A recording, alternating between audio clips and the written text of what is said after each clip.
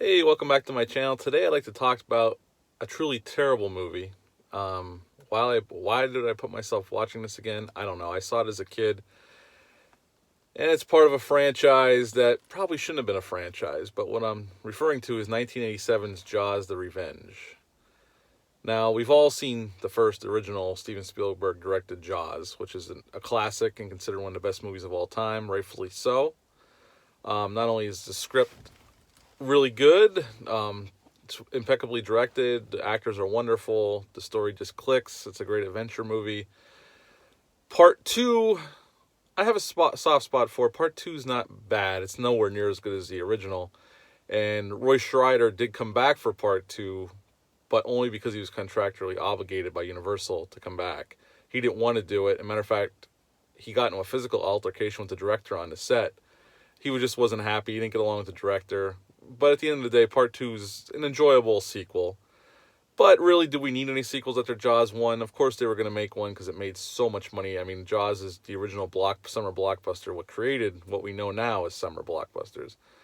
Um, Now, going on to Jaws 3, or Jaws 3D, as we all know, starring Dennis Quaid, it's not a good movie. Louis Gossett Jr. is in that movie, too. It takes place at SeaWorld if you've never seen it. I'm assuming you probably have. It's not very memorable. I can even watch that movie and have fun with it. It's cheesy. The shark does not look good at all. It's not very well directed because they were trying to adhere to the 3D, which back then meant a lot of lockdown shots, and it just makes the shark even look faker than it normally would look. Just not a very good movie, but you can watch it as a cheesy movie and have fun with it. Dennis Quaid's fine. The acting's okay. It's just very cheesy. So fast forward to Jaws: The Revenge, which came out in 1987, where Lorraine Gary came back for the movie. She was Chief Brody's wife in the first and second one. She's basically the only actor to come back from the original movies. Her son in this one's played by Lance Guest, who you may remember he was in Halloween 2, The Last Starfighter, and he was also in a movie a few years ago called Late Phases. It's a werewolf movie. Also in the movie is the great Michael Caine. This is notoriously one of Michael Caine's paycheck pictures. He did a few of those back then.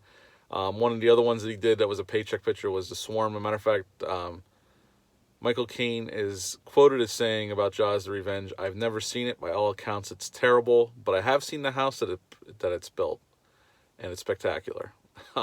He clearly did it for the money. I mean, he's fine in the movie, but he just clearly did it for the money. He didn't care about the material. At least he's honest about it. But the reason why this movie, Mario Van Peebles is also in the movie, and the acting's okay, but the story is just batshit crazy because the shark. It starts off on Christmas Eve, and I'm going to spoil the crap out of this movie. I mean, it's from '87, and it's a terrible movie anyway. I don't know if you can get any enjoyment out of this. I watched it again recently. It's painful to get through because it's so bad. I mean, Jaws 3D is at least cheesy fun. This one's just, they play it so serious, and everybody's crying all the time and all this crap, and it's just depressing. And it's like the movie sucks. It literally does suck. It basically starts off on like Christmas Eve, around Christmas time, and the one Brody son stayed on Amityville Island, became the police chief, and he goes out on a boat because one of the markers in the water has some driftwood in it. So he goes out to get the wood out of the marker by himself. And he goes out there, and magically a shark shows up and kills him. And the direction is absolutely terrible at this moment. There's no suspense. The camera just shakes around and goes in all directions. You can't really see what's going on, but it's supposed to mimic a shark attack. Not very well directed, but anyway, obviously Mrs. Brody's all torn up. Her son, played by Lance Guest, comes home for the funeral, and they decide to invite her to the Bahamas where he's living as a marine biologist. Yes, he works in the water after everything that's happened to his father back in the day, or in the first two movies. They kind of ignored the third movie. They reference the first two, but they don't talk about the third one. It's not referenced at all. But his mom is convinced that this shark has come back to avenge the other two sharks that were killed by the Brody family, which clearly she's upset her son just died, but it's such a batshit crazy statement. Sharks don't take things personally. It's even reference if you go back to the second one when Roy Scheider's character, when they find the killer whale washed up on a beach half eaten, and he asked the lady who comes, the expert, and she goes, "Do you think a shark could replace another shark that was killed?" And she even looks at Roy Scheider and says, "Sharks don't take things personally, Mr. Brody. It's an animal. It doesn't take it personally." But she's convinced it is, and it's revenge out for the Brody family. So but then the next scene, she's on a boat going to the mainland. They hop on a plane and fly to the Bahamas for Christmas. She goes to stay with her son, her granddaughter, and his wife. And she keeps having visions of the shark coming towards the Bahamas, and she's sure it's coming for them. Now, I don't know what the mileage is between Amity Island in New England and the Bahamas. It's got to be at least 2,000 miles, I guess, or at least 1,000 miles. But magically, the shark shows up in the Bahamas a few days later because Mike's out in the ocean with his co-worker, played by Mario Van Peebles, and he's in the water diving, collecting samples. And he gets attacked by the shark. He survives, obviously, and the movie goes on. And Mrs. Brody is so convinced that the shark is out for revenge on the Brody family, which, again, is just terrible plot device and batshit crazy. Meanwhile, all these sequences, the shark attack sequences that are in the movie, are very poorly directed. There's no suspense at all. Compared to the original, I mean, this is like... The movie kind of looks like a TV movie. I'm not familiar with the director's work besides this movie. His name is Joseph Sargent, I believe that's how you say his last name. I think he went on to direct TV after this, probably rightfully so. His directing style is not good at all. And they had a decent-sized budget. I think it's somewhere, they have it online between $23 and $25 million. In 87, that was a lot of money. And it was a lot more money than they had to spend in the 70s on the first movie. And the shark in this one looks... I mean, there's a reason why they hid the shark in the first one besides having problems with the shark constantly. But also, in the 70s, they can only make the shark look so real. So you only see it in certain shots, and it's not really until the end. You only see glimpses of it here and there. And the shark looks pretty good. Steven Spielberg did a good job of hiding its faults. And in the second one, the shark looked all right. There was sometimes it didn't look good. They showed it a lot more in the second one. And the third one looked terrible, but that was because of the 3D shots. But by 87, you think the technology had obviously gotten better, and they could have made, and with that kind of budget, they could have made the shark look better. But the shark looks just absolutely terrible. And then going forward, Michael Caine's character is introduced, and he had him and Lorraine Gary's character kind of have a thing, and they're kind of dating, and getting to know each other. And Michael Caine's character just pops in and out. He's not really plays an integral role until towards the end, and even then, he's just there. Then finally, on the beach, her granddaughter's attacked. She's on a banana boat being pulled by another boat, and the shark attacks the banana boat and grabs this lady that's right behind her granddaughter and kills her.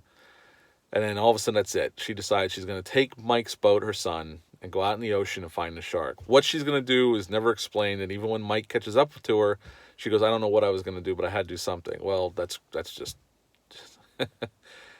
whew, it's just terrible. But anyway, when Mike finds out, going back a little bit, when Mike finds out she took his boat, they decide to have Hoagie, played by Michael Caine, fly them in her plane to look for them, because that's how far out, they don't know where she is.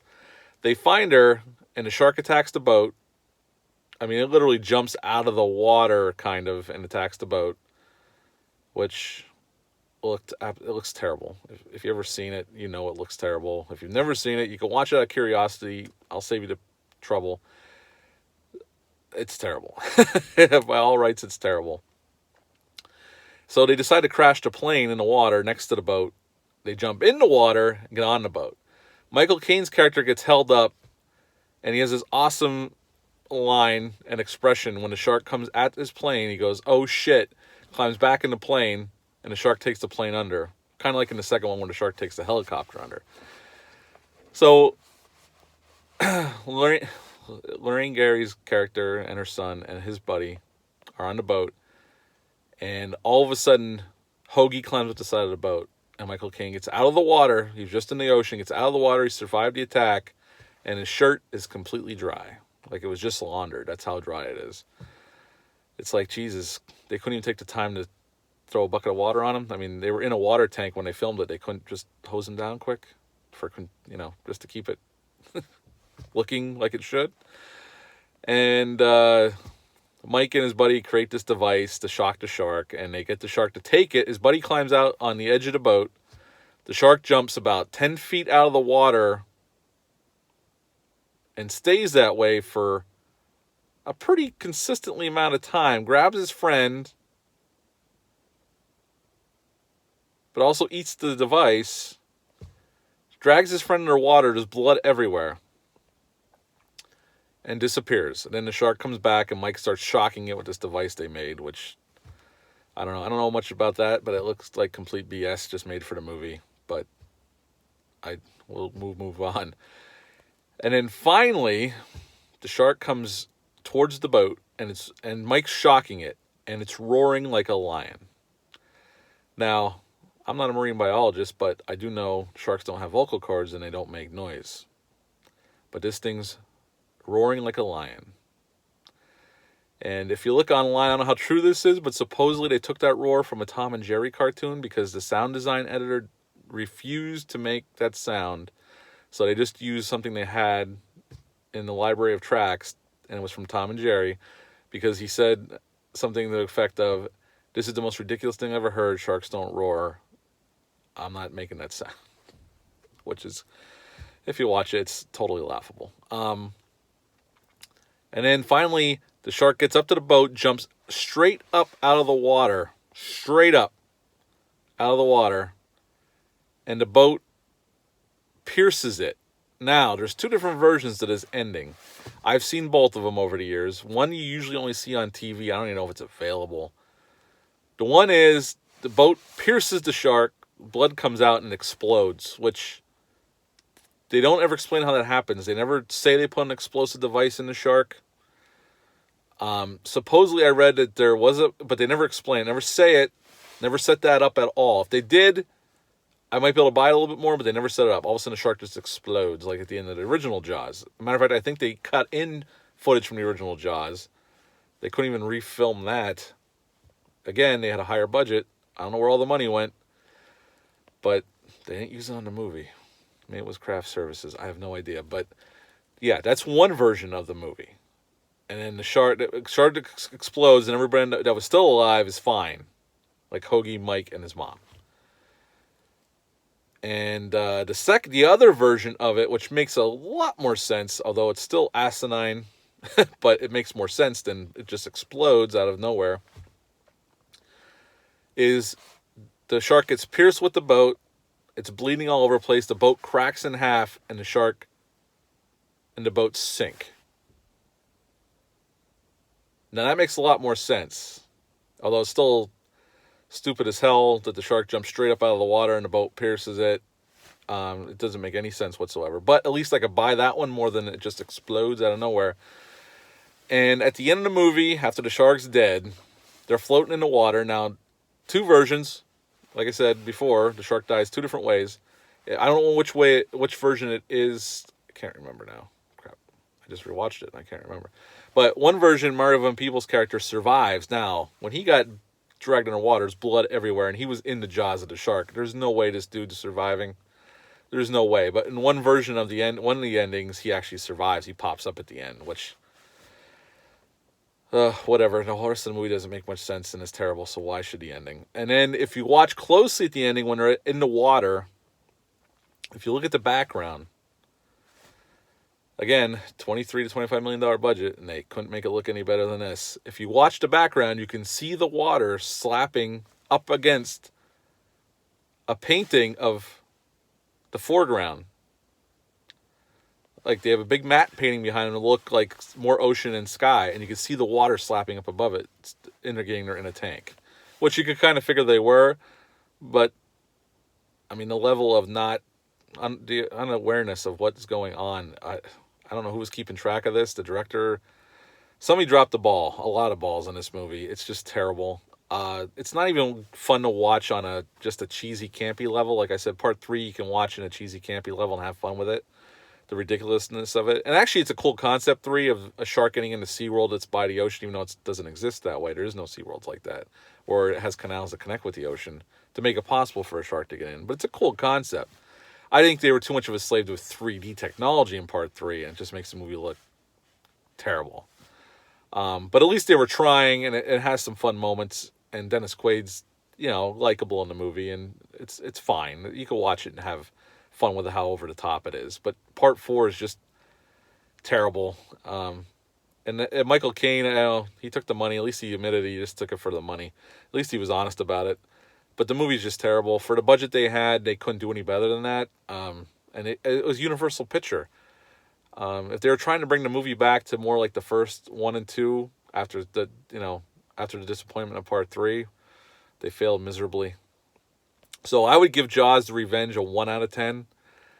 I'd give it a 1. Give it some credit on a few things, not much. It's a terrible movie by all accounts. If you're curious about it, never seen it, check it out. You might want to have a stiff drink when you're done, but because it's just, or shake your head at how this actually got greenlit in the first place. Because there was a script, and they knew what the script was when they went to make it, and they hired a director and a cast, and nobody saw the dailies and thought, boy, this sucks. We got to do some reshoots. Nobody thought about that, I guess. But yeah, it's a terrible movie. But I thought I'd review a terrible movie. They all can't be good. By all accounts, like I said, this is not, if you've seen it, it's terrible. I don't think there's not much positive to say about it. Besides, Michael Caine's fine. Even when he's not trying, Michael Caine's still better than everybody else. And the scenery looks pretty, but it looks like a TV movie. There's nothing really cinematic about it. There's no tension. The story's stupid. And then the idea of a shark out for revenge. I mean, this is straight out of like the old Asylum movies they were making, or a sci-fi movie. But even at least the sci-fi movies put some fun, cheesy moments in there. This movie doesn't even do that. So that's all there is to say about Jaws: The Revenge. Not a very good movie. Just terrible. And a little fact, Lorraine Gary, after this movie, retired from acting. She's never acted in another movie again. Mario Van Peebles went on to direct and be in other movies. He was in Heartbreak Ridge with Clint Eastwood after this, and he did other movies. He did a horror movie in the 90s, I think it was around 93, 94, called Full Eclipse. It was made by HBO back in those days when they made a couple like movies that got theatrical releases, but they were made under the HBO banner.